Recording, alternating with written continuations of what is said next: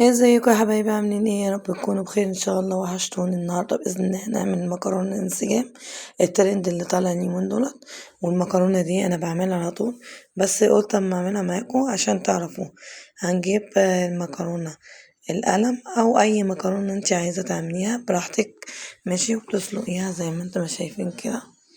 وبعد ما بتسلقيها اولا بتحطي في الميه المغليه بتاعتها زيت وحبة ملح وتسويها، ماشي. بعد ما تسويها بتجيبي حلة زي كده فيها حبة زيت، وتكوني مقطعة بصلتين أو بصلة حلقان، وحاطة عليها معلقة دقيق. وبعد ما تحطي معلقة الدقيق بتقلبيها فيها، وبتحطي البصل عليها. بتسيبي البصلة على النار لحد لما تتحمر بمعنى تتحمر، وهوريكوا شكلها بعد ما تتحمر هيبقى عامل ازاي. يا ريت يا حبايب قلبي تمشوا على الخطوات ديت، ويا ريت تصلوا على النبي عليه افضل الصلاة والسلام. طبعا هنتنينا نقلب فيها، وما تخافوش، هي معلقة دي مش هتعمل حاجة ولا هتزود ولا هتقل، هي بس هتدي طعم وقرمشة للبصلة. بعد ما بنحمرها بنطلعها زي ما انتم شايفين كده في طبق، زي ما انتم شايفين احمرت قوي. وما تقلقيش من الحمران دوت، مش هتمرر معاكي، بتقرمش. هنجيب الكبة لا إما نعملها بإيدينا زي ما انتم شايفين كده، ونفرمها على قد ما نقدر فرمة ناعم أوي، أو نحطها في الكبة بتاعة الخلاط المطحنة ونطحنها فيه ونركنها على جنب. طبعا بنيجي في الزيت اللي احنا حمرنا فيه البصل ونحط عليه، نسخنه جامد أوي، ونحط له معلقة سكر أو معلقتين سكر زي ما انتم شايفين كده يا حبايب قلبي. وما نقلبش على طول، نسيبهم لغاية لما يسيحوا.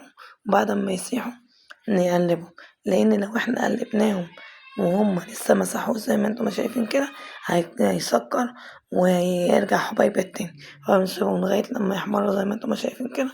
نكون مجهزين عندنا الطماطم معصورة ومتصفية، أو صلصة من اللي احنا كنا عاملينها قبل كده، ونحطها على السكر اللي احنا عملناه. دي تاني حاجة في المكرونة الانسجام. يبقى أول حاجة البصل اللي احنا حمرناه، بعد ما نحمره بنعمله في الكبة. تاني حاجة السكر اللي احنا حمرناه ده، ماشي. بنحط الصلصة زي ما انتم شايفين كده حبايب قلبي، ونسيبها، بس بنحط لها التوابل ونسيبها لغاية لما تتسبك. وبعد ما تتسبك نحط فيها البصل اللي احنا حمرناه.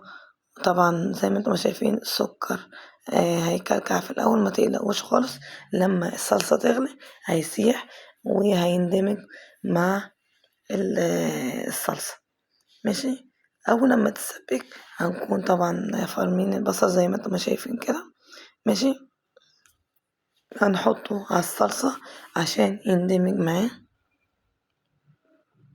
ونسيبه لغاية لما تتسبك ونقلبها.